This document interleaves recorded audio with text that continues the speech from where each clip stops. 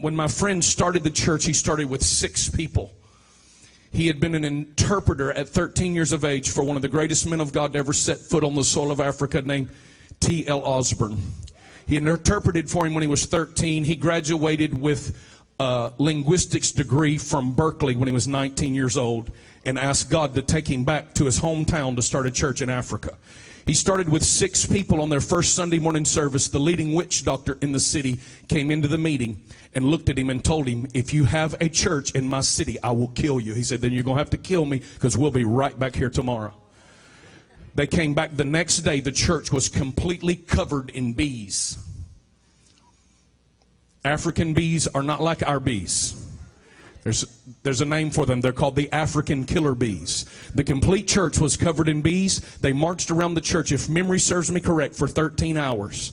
And 13 hours later, the bees left the church. After they marched around the church, they went into the church. They had a church service, and the witch doctor showed back up and said, "Because the bees didn't run you off, now I'm going to kill you." He said, "You're going to have to kill me because we'll be back tomorrow." Well, that night, his fever ran all the way up to 106, and they had no ability to discern what the cause of his fever was. The doctor had come into the room. Another pastor friend of his had come into the room, and the doctor just told him there's no possible way he will live through this without brain damage, at least, but he's probably going to die.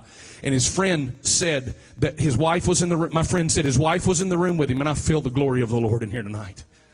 What much weightier than what we felt in other services, even as good as it's been. His wife was in the room with him, and he said he thought because he was dying he was hallucinating because he began to see demons all over the room. But he knew when his wife began to scream out that there was nothing wrong with her, so there really were demons all over the room. And he said he saw a sword come down from heaven, and God said to him, "Die or fight." He said he took the sword and he began to slay every demon in the room. He said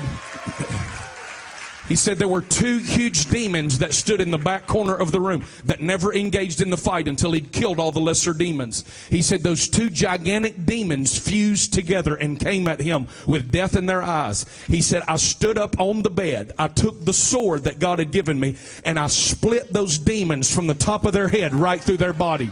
He said, "When I did, all the fever left my body immediately." Now listen to this. Listen.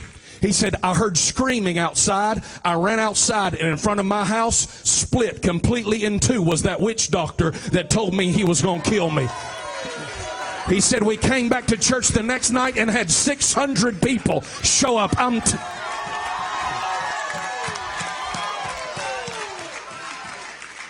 I'm telling you, the growth will be supernatural. It will not be contrived. It will not come out of ideas and programs and giftings and intellects. It'll come because nobody will be able to deny these people have the same spirit in them that raised Christ Jesus from the dead. If you're ready for that kind of church, shout yes.